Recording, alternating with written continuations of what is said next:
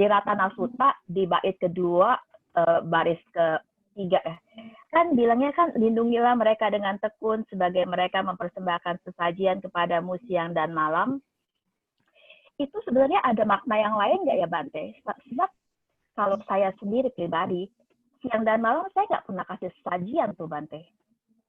Kadang kalau saya lagi baca Ratana Sutta jadi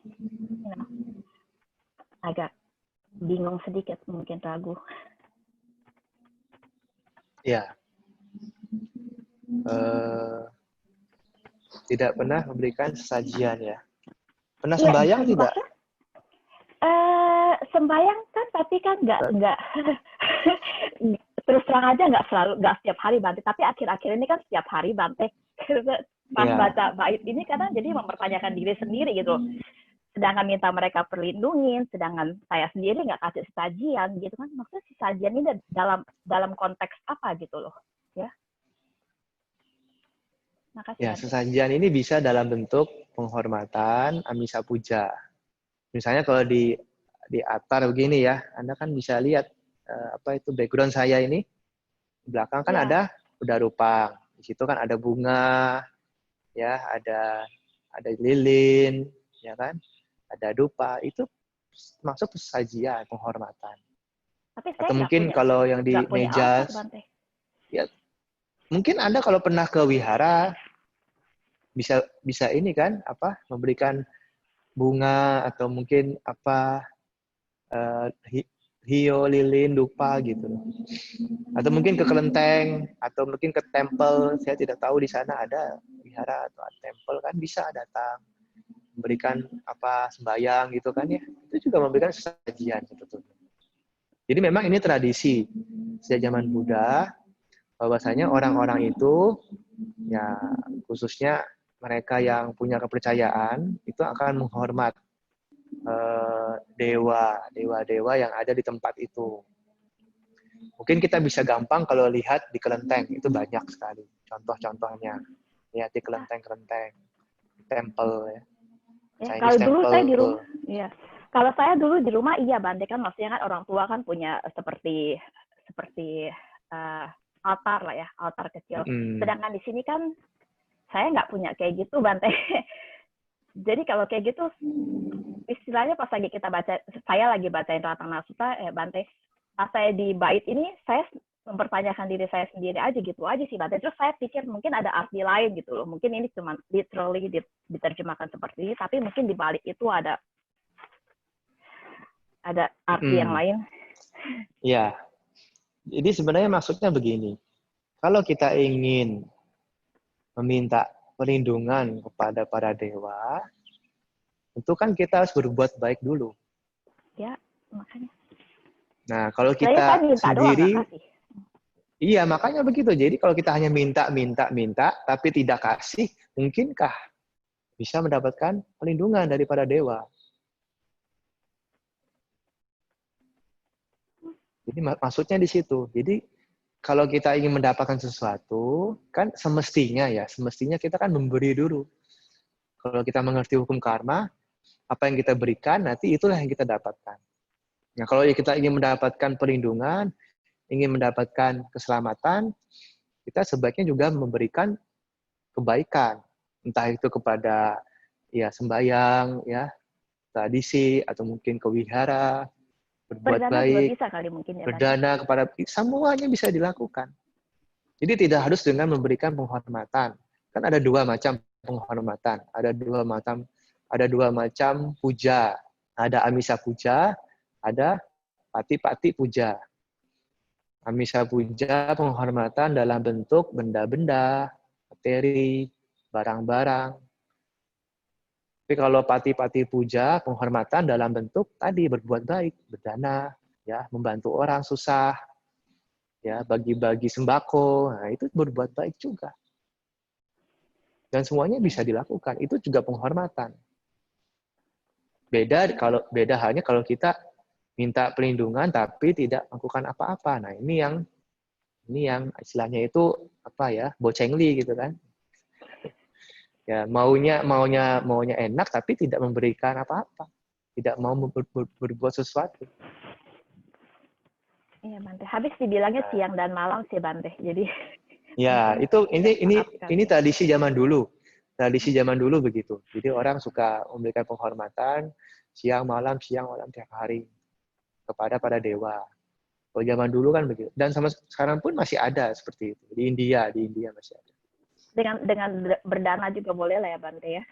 Boleh sekali, boleh. Iya, terus. Itu juga termasuk Makasih, berbuat Bante. baik. Ya, berdana, jalankan sila, meditasi pun boleh. Itu Oh, juga oke. kebaikan. Ya, meditasi Meditasi pun juga, Bante. Oke. itu juga kebaikan. Itu juga kebaikan. Ya, tidak harus dengan mempersembahkan sesuatu, apalagi harus punya altar, ya tidak harus, tidak wajib, Harus ya. tidak harus. Makasih, Ya, Bante. boleh. Oke, terima kasih moderator Cilili sama Jaya ya. Bante, saya mau nanya kembali Bante yang mengenai Ratana Sutta. Saya ingin menyambung pertanyaan dari Yeni Leong yang mengenai sesajian. Yang dimaksud sesajian dalam Ratana Sutta ini Bante, apakah itu sebuah pelimpahan jasa? Jadi kita melakukan perbuatan baik lalu kita limpahkan jasa itu, atau sesajian yang seperti dilakukan di ini Bante di Bali Bante, orang-orang Hindu itu Bante. Jadi mereka itu melakukan sesajian di pohon-pohon besar di ujung jalan, sampai hari ini pun mereka masih melakukan itu Bante. Setiap pagi sebelum berangkat beraktivitas. Dan waktu saya kecil pun itu saya di waktu ke daerah Jawa pun masih banyak yang melakukan itu Bante, sesajian seperti itu Bante. Nah, maksud saya itu yang di Ratana Sutta itu apakah sesajian seperti itu atau perbuat pelimpahan jasa Bante. Terus saya ada lagi pertanyaan, mungkin ini dulu ini apa langsung aja nih Cilili? Ya, mau dua-duanya. Jawab dulu. Jawab dulu. Oke. Jawab dulu dah. Oke, makasih Bante. Jadi maksudnya adalah sesajian itu dalam bentuk biasanya benda-benda, materi gitu. Jadi bukan pelimpahan jasa. Dan kalau kita lihat para dewa itu sebenarnya tidak terlalu membutuhkan pelimpahan jasa. Ya, mereka sudah happy kok di sana. Ya, yang membutuhkan pelimpahan jasa itu adalah makhluk-makhluk di alam peta khususnya, di alam rendah. Jadi maksud sesajian itu ya seperti tadi, ya seperti di Bali, atau seperti di Kelenteng, ya, di tempel-tempel itu orang memberikan puja, ya macam-macam persembahan, itu sesajian. Dan ini sejak zaman dulu sudah ada. Sejak zaman Sang Buddha itu sudah ada. Dan bahkan mereka rutin sekali. Makanya di dalam salah satu sutta, yaitu Mahaparinibbana Sutta, ya dijelaskan di situ adalah ada 7 syarat untuk sebuah negara bisa sejahtera. Ya, salah satunya adalah ketika orang-orang itu masih memberikan penghormatan kepada tempat-tempat yang sakral, tempat-tempat yang memang sering dipuja di situ, misalnya seperti stupa, ya, atau wihara, atau candi-candi. Nah, selama orang-orang itu masih menghormat kepada tempat-tempat itu, maka negara itu atau kota itu sebetulnya masih bisa hidup sejahtera. Nah, di dalam kata-kata dijelaskan bahwa kenapa tempat-tempat itu sakral, karena memang sejak dulu sudah ada penghuninya. Dan hal ini adalah ya dewa-dewa yang ada di situ. Jadi seperti kalau kita itu ada utang budi begitu ya mungkin ya. Jadi kalau kita sering menghormat mereka, para dewa pun akan senang dan mereka juga akan bisa membalas budinya dan tanda kutip ya, balas budi dengan cara melindungi itu. Jadi maksudnya demikian, sajian. Sajian-sajian yang nyata bentuknya, yang kelihatan. Ya. Ya, begitu ya. Andi. Ya, makasih Bante. Terus yang kedua Bante, mengenai pembacaan parita kembali Bante. Di Anguni waktu parita Anguni Mala itu Bante ada di situ tuh yang Anguni Mala itu dia membacakan pernyataan kebenaran Bante. kayak saca pernyataan pelindungan kebenaran Bante. Lalu tapi kan itu maksudnya emang benar-benar pernyataan yang benar dan emang terjadi di situ Bante. Lalu makanya parita itu bisa ampuh Bante. Nah, terhadap parita Ratana Sutta Bante, apakah kita maksudnya harus melakukan atau sesuatu itu loh Bante, melakukan sesuatu terdahulu yang baik atau pernyataan yang benar sehingga itu parita bisa benar-benar sangat bermanfaat Bante. Makasih Bante. Ya, tentu saja kita harus mempunyai kebajikan terlebih dahulu. Tanpa kebajikan akan sulit bagi kita untuk istilahnya mendapatkan perlindungan atau mendapatkan kebahagiaan. Kalau orang yang sering melanggar sila, sering berbuat jahat, nah pastinya dia juga mau baca parita sebanyak apapun, ya, mau berdoa sekencang apapun, tapi juga kalau berbuat jahatnya banyak juga. Makanya ada istilah kan kalau baca parita kencang, berbuat jahatnya kencang, ya sama aja.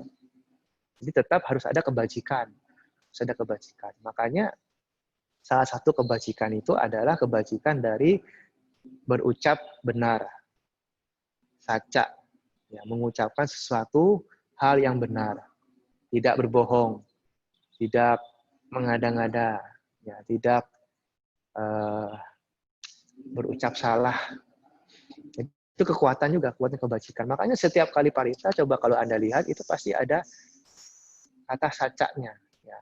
Kalau di Angulimala juga ada itu, Angulimala parita itu ada juga. Tena, sacena, sotite. Ada kata saca juga. Sacena itu dari kata saca. Dengan kekuatan kebenaran ini, semoga hotu soti gabasa. Jadi semoga kandungan Anda selamat. Itu kan ya. Kalau di Angulimala parita kan biasanya dibacakan pada saat seorang wanita ingin melahirkan. Jadi semoga kandungannya itu, anaknya itu selamat. Jadi dengan kekuatan kebajikan. Jadi kita berharap sesuatu, itu kalau tidak ada kebajikan terlebih dahulu, ya akan sangat sulit. Maka harus ada kebajikan. Salah satunya itu kebajikan yang hebat adalah ya saca, kebajikan kebenaran. Makanya penting sekali bagi umat Buddha untuk menjalankan sila. Terutama sila keempat. Tidak berbohong. Tell a truth. Makasih Bante. Telling a truth. Ya. Kata yang benar. Kebajikannya itu.